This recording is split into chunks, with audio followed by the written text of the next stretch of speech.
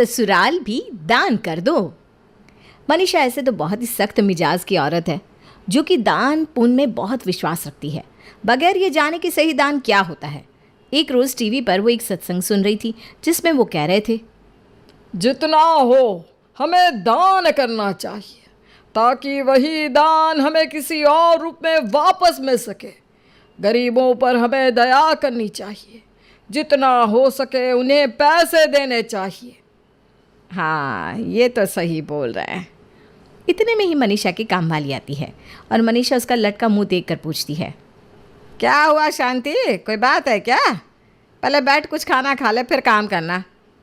कहाँ बताए भाभी, एक आप है जो कुछ पूछती है, वरना कहीं जाओ तो कोई एक गिलास पानी भी नहीं पूछता।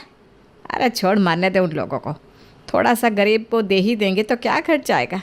भीख मंगे है सबके सब। तू चाय पी और बता कि हुआ क्या है। भाभी वो मेरी छोटी बेटी है ना, उसे बच्चा होने वाला है और वो बच्चा पैदा करने यहीं आ गई है। अब मेरे पास तो इतने पैसे हैं नहीं कि उसका बच्चा करवा सके। समझ में नहीं आ रहा भाभी क्या करें, गरीब मैं कहाँ से लाऊं इतने पैसे। अरे शांति, ऐसा क्यों बोल रही है तू? भगवान सबका इंतज़ाम करता है। ये बच्चा अपना नसीब लेकर आया है। अच्छा ये बता, बच्चा कब होने वाला है? अगले महीने भाभी। अरे ठीक है ना, फिक्र मत कर, मैं पैसे दे दूँगी। तो आराम से रहे और खा कर काम कर लेना। भाभी आपने तो मेरी टेंशन ही दूर कर दी। एक गरीब की दुआ है, अब देखना आपका बेटा आपका कितना करेगा। तुम लोगों की दुआ से ही तो मेरा बेटा कमा रहा है। शांति आराम से पहले चाय पीती है, फिर नाश्ता करके थोड़ी देर आराम करती है और फिर काम करती है। घर का काम पड़ा देख विनोद मनीषा से कहता है, ये सब क्या है? एक तो ये काम वाली इतना लेट आती है, ऊपर से तुम आते ही उसे खाने पर बिठा देती हो। ऐसा लगता है तुम नौकरानी हो और ये मालकिन। इस तरह से काम नहीं चलता। पूरा घर बिखरा पड़ा है। बर्तन तो सुबह पहले ही हो जाने चाहिए। झाड़ू पोछा किसके घर में तुम देखती हो कि 12 बजे के बाद होता है? माँ के समय तो सब टाइम पे होता था। उनके गुजरने के बाद से तुमने अपनी मनमानी चालू कर दी है। काम वालियों को इतना सर पर मत चढ़ाओ, कह देता हूँ, वरना बाद में ये लोग ही तुम पर हावी हो जाएंगे। आप मुझे मत सिखाओ मुझे क्या करना है। आपको वक्त पर सब कुछ मिल जाता है ना, और क्या चाहिए आपको? अरे ये क्या बात हुई? घर में कोई आए जाए, ये पड़े हुए बर्तन कितने ख़राब लगते हैं। ऊपर से ना झाड़ू ना पोछा। ऐसे में कोई भगवान की पूजा कैसे करे? तुमने तो सत्यानाश कर दिया है घर का। विनोद चिड़चिड़ाकर घर से चला जाता है। मनीषा बड़बड़ाते हुए कहती है, एक दिन घर संभाल कर देखो, तब पता चलेगा। भाषण तो कोई भी दे जाता है। ये बेचारी गरीब कहाँ अपना जी धरा है। मैं ना होती तो इस घर में बरकत ना होती। बाप बेटे तो किसी को एक तुनका भी ना दे। भाभी गुस्सा मत कीजिए, आपका बीपी ना हाई हो जाएगा। अरे तू ही तो है शांति जो मेरे बारे में इतना सोचती है। शांति अपना काम करके मनीषा से कहती है, भाभी वो 20 रुपया देंगे का? चावल लेना है, घर में खाने को चावल भी ना है, आप मेरे पगार से काट लेना। अरे छोड़ ना, काटना क्या है, तेरे लिए तो ऐसे ही सब कुछ है। मनीषा शांति को 20 रुपये दे देती है। अगले दिन म्यूनसिपालिटी से कुछ कर्मी मोहल्ले की साफ सफाई के लिए आते हैं। मनीषा को अपने दरवाजे पर खड़ा देख एक आदमी मनीषा से कहता है, बहन जी कुछ खाने को मिलेगा क्या, और पानी भी? हाँ हाँ भैया एकदम मिलेगा, रुकिए अभी देती हूँ। मनीषा खाने के लिए कुछ नमकीन और चाय लाकर सारे कर्मी को देती है। भैया आराम से बैठ जाइए, अपना ही घर है। मैं तो बूढ़ी हो गई हूँ, घुटने के दर्द से परेशान हूँ, वरना मैं तो आप सबको खाना ही खिलाकर भेजती। हाँ वो तो है। सब खा पी कर चल देते हैं और मनीषा के घर की बाहर की नाली ही साफ़ नहीं करते। शाम को जब कुंज घर आता है तो विनोद कहता है, पापा ये क्या है? पूरा मोहल्ला साफ है सिवाय हमारे घर को छोड़कर। हमारी नाली कितनी गंदी लग रही है। अब क्या करे बेटा, ये सब तुम्हारी दातार माँ का काम है। उन लोगों ने पूरा मोहल्ला साफ़ किया और कहा बहुत धूप है, थक गए हैं, तो कल आपकी नाली साफ़ कर देंगे। और तुम्हारी माँ ने कहा ठीक है कोई बात नहीं। ये क्या है माँ, कितना गंदा लग रहा है। दान पुण्य करना एक अलग बात है। गरीब लोगों को खा जाओगे क्या तुम लोग? अरे किसी गरीब के हाय मत लो। उस बेचारे ने कहा कि कल कर दूंगा, तो ठीक है ना, कल कर देगा। मम्मी वो लोग कोई गरीब नहीं है, उन्हें हमसे अच्छी पगार मिलती है। और कोई घर आए तो सोचो, घर का दरवाज़ा ही इतना गंदा लगेगा। एक दिन में कुछ नहीं हो जाएगा। मनीषा रसोई में जाती है। इन दोनों को कहाँ कुछ समझ में आता है। विनोद हाथ मुँह धो लो, फिर खाना लगाती हूँ। थोड़ी देर बाद सब खाने के टेबल पर आते हैं। मम्मी आज मेरा प्रमोशन हुआ है। देखा मेरे पुण्य का नतीजा, हो गया ना तेरा प्रमोशन। तुम तो अलग ही बात चालू कर देती हो। मम्मी मैं ना अंजलि से प्यार करता हूँ और उससे शादी करना चाहता हूँ। उसके घर वाले शादी के लिए उस पर बहुत प्रेशर बना रहे हैं। अगर मैंने उससे अभी शादी नहीं की तो वो लोग उसकी शादी कहीं और कर देंगे। अरे इतनी सी बात है, ला मैं अभी उसके घर वालों से बात कर लेता हूँ। ऐसा कैसे बात कर लेंगे आप? अरे लड़की सुंदर होनी चाहिए, जैसे तैसे जात की लड़की मैं उठा कर नहीं ले आऊँगी अपने घर। मम्मी वो लोग पंडित हैं, एक बार तुम लड़की से मिलोगी तो फिदा हो जाओगी। विनोद अंजलि के पापा को कॉल करके बात करता है और अंजलि और कुंज का रिश्ता पक्का कर देता है, जिस पर मनीषा चिड़चिड़ाते हुए कहती है, लड़की को एक बार सामने से देख कर रिश्ता पक्का करते। आपको तो सब चीज़ की बहुत हड़बड़ रहती है, कुछ होगा बाद में तो आप समझिएगा। ठीक है, ऐसे भी तुम्हें दान करने के अलावा आता ही क्या है, सब कुछ तो हम ही करते हैं। बेटे को जब पसंद है तो देखना क्या है, शादी करनी है इसकी तो जिसको पसंद करता है उसी से कर देते हैं। जो मन में आए सो करो दोनों, मुझे कुछ नहीं कहना। ठीक है भाई, मत कहो लेकिन खाना तो परोस दो। सब खा पी कर सो जाते हैं। थक हार कर मनीषा को भी अंजलि को बहू के रूप में अपनाना पड़ता है और शादी की तैयारी शुरू करती है। शादी का दिन आ जाता है। अंजलि के घर में आते ही किन्नर लोग भी आते हैं और अपना नाच गाना शुरू करते हैं। ए भाई बैठ, अब थक गई होगी, कितना नाचेगी। ए शांति, सबके लिए नाश्ता चाय लगाओ। अच्छा बोल भाई, कितना लेगी? कम से कम 11,000 लूँगी। बस 11,000? अरे तू तो 51,000 ले ले। तुम लोगों की दुआ से ही तो मेरा बेटा कमा रहा है। खुश होकर जा और दुआ दे कि तुरंत बहू को बेटा हो जाए। अरे एकदम होगा, देख लेना, फिर मैं पूरे 1,00,000 लूँगी। हाँ हाँ बिल्कुल। किन्नर खा पी कर नाश्ता कर कर पैसे लेकर चले जाते हैं। अंजलि उन्हें इतना पैसा देता देख चौंक जाती है। सब रस्में होने के बाद अंजलि अपने कमरे में आती है। कुछ ये सब क्या है? मम्मी जी तो पैसे लुटा रही है। अरे तुम छोड़ो ना ये सब, करने दो उन्हें जो करना है, वरना वो लेक्चर देने लगेगी इतना बड़ा। उस वक्त तो अंजलि कुछ नहीं कहती। अगले दिन सुबह पहले शांति भागती हुई आती है और मनीषा से कहती है, भाभी मुझे पैसे दीजिए, मेरी बेटी भर्ती है अस्पताल में और मैं ना आज से 15 दिन काम पर नहीं आएगी। अरे ये ले पैसे और चिंता मत कर, अपनी बेटी का ख्याल रखना, जा। शांति के चले जाने के बाद अंजलि कहती है, मम्मी जी कोई और काम वाली रख लेते हैं ना, और 15 दिन का इसका पगार काट लेंगे। अरे नहीं नहीं बहू, मैं 1 रुपया भी नहीं काटती इस गरीब का।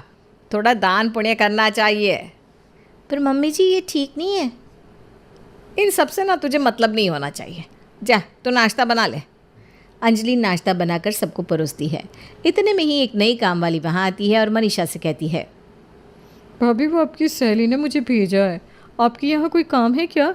हाँ ना, आप बैठ, पहले नाश्ता कर ले, बाद में बात करते हैं। ए बहू इससे नाश्ता दे दे, तब तक हम भी नाश्ता कर लेंगे। नाश्ता करने के बाद मनीषा काम वाली से कहती है, वो मेरी काम वाली ना छुट्टी पर गई है 15 दिन के लिए, तो तू काम कर ले, बर्तन और झाड़ू पोछा। 15 दिन बाद फिर मुझे काम से हटा दोगी क्या आप? ऐसा नहीं है, तेरा काम पसंद आएगा तो तुझे रख लूँगी। ठीक है भाभी, आपकी सहेली आपकी बहुत तारीफ़ कर रही थी इसलिए मैं आ गई, वरना मैं किसी के यहाँ जाती नहीं हूँ। वही ना, सबको मेरा व्यवहार पता है। मैं पैसे को कभी अहमियत नहीं देती हूँ, 2-4 रुपये के लिए जान नहीं देती मैं। काम वाली काम में लग जाती है और सब कुछ अच्छे से चलने लगता है। मनीषा घर का काम अंजलि के ज़िम्मे सौंप देती है और वो फ्री हो जाती है।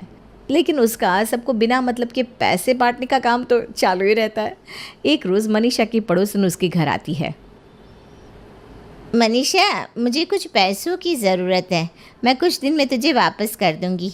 क्या बताओ, अभी ना काम धंधा बहुत ख़राब चल रहा है। अरे इसमें कौन सी बात है, ले ले, और वापस करने की कोई जल्दबाजी मत करना, आराम से देना, और जुगाड़ ना हो तो मत देना।